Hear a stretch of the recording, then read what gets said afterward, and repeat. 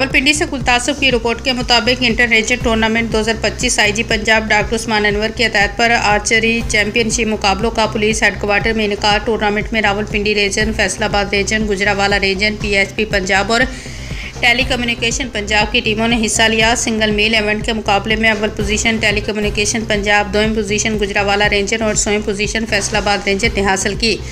Single women event के मुकाबले में अव्वल पोजीशन टेलीकम्युनिकेशन, दोम पोजीशन रावलपिंडी रेंजर और सोम पोजीशन फैसलाबाद रेंजर ने हासिल की।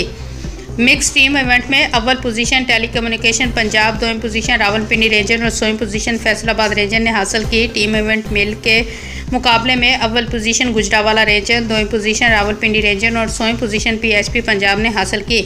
टीम इवेंट वुमेन के मुकाबले में अव्वल पोजीशन रावलपिंडी रेंजर, दोम पोजीशन फैसलाबाद रेंजर, सोम पोजीशन टेलीकम्युनिकेशन ने हासिल की।